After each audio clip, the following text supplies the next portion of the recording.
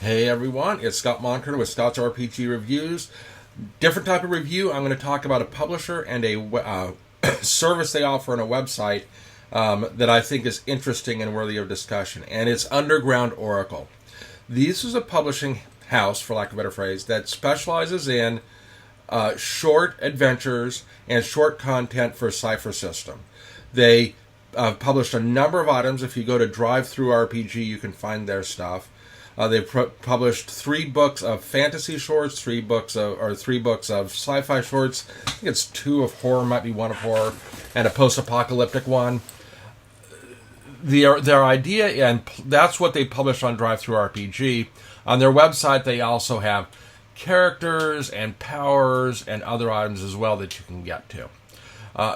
The idea is these are adventures. They're typically 2 to 3, maybe 4 pages long, where you can pick them up, read them quickly, and be ready to run through them. And most of them are designed to run in a typical con 2 to 3, maybe 4 hour slot. So they're designed for pick up and go games. They can be combined together as a campaign, and they talk about that in their books. So that's what they do. Now let's talk about these. I'll talk about some specific ones later on, but let's just talk about them in general.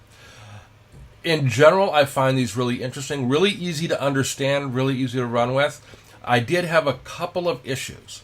One was that, and I'm seeing this on a lot of the Cypher System stuff, and it might just be me adjusting my old school, really old school from the 80s RPG GM style. You have to fill holes. I was reading one, and it referred to a specific thing happening, but it didn't actually have anything on that thing. And I went back to them and I said, yeah, you see here it says this, but where is this? And they said, oh, well, we kind of presumed you would fill that in. It was a given.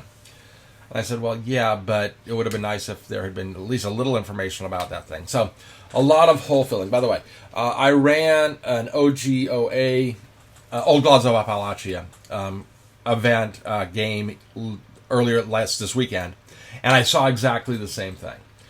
Filling in a lot of little tiny holes. And that just might be me and not being used to kind of the new style of gaming. So that was one thing, is I was finding I was having to fill holes. Not a big thing, but a little thing.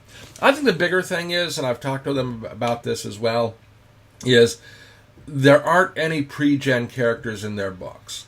So you buy, say, the Fantasy Shorts Volume 1, I kind of expected at the end or somewhere there to be a bunch of pre-gen characters that I could tear out and just hand to the player and say, here, have a character. The materials for Numenera, like if you have the Weird Discoveries Numenera and some of the others, they have pre-gens. Most of the time I see pre-gens in these shorts books, and these guys didn't have it. I was like, you know what? Now, it was easy to fix, because I went to Cypher Tools, and they've got a character generator now, which is, by the way, terrific. I did a review of that earlier. And just started generating. Oh, here's 3 fantasy ones, here's 6 fantasy characters, here's 6 sci-fi characters, here's 6 half a dozen horror characters. I generated them on Cypher Tools. Would have been nice if they were in the book.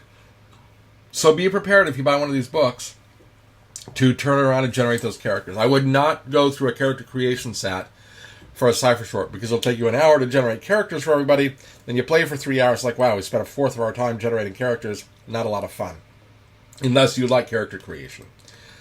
Better to run with pre-gen characters on these Cypher shorts. You could also, and they talk about taking these shorts, by the way, and turning them into a campaign. They have a way to kind of let you do that. Those were really the only 2 issues, was that filling in missing information and the pre-gen characters. They're easy to read. They're easy to understand. They're easy to run. So really good stuff. Now, the reason why I'm and then, by the way, if you go to your website, they do have pre-gen characters listed there. They have powers there. They have monsters there. They put in a bunch of stuff on their website as well. I wish they'd take that content and put it into books as well. Maybe they'll do that eventually. But right now, it's just on their website, and you have to cut and paste, which is really annoying. Okay, so why am I talking about this now? They've been around for a while. They actually did other systems. They did 5e for a while, and they're kind of transitioning over to Cypher System. Why am I talking about this now? Is that one of the things they've now got is a subscription-based service, where you can go to their website and sign up, and they have tiers, and you can pay by the month or by the year, and you basically can get all of the content that's coming out. It's like a magazine subscription or something like that, where you can say, look, I'm going to sign up this for the next year, and anything you write and publish the next year, I get access to. This is really interesting, and I'll do another video of why I think this is really interesting, because for me, I think it solves a question that some other publishers may have. But that means I can sign up. I think I paid $60, which is not quite their top tier service, but it's pretty close.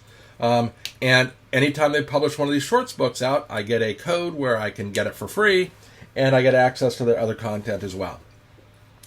There's, I think, a tier where you can actually go back and get all their back content as well. It turned out that I bought all of their back content, which is why I didn't sign up for that tier. This is really useful for me as a GM, because I run, like, next month in May, I'm running 3 one-offs. Here we go. I've got content. I can just grab it and ready to go. I can put it in PDF, and I'm going to build up a library of one-offs that I can run. So I think the subscription service is a really cool idea for me.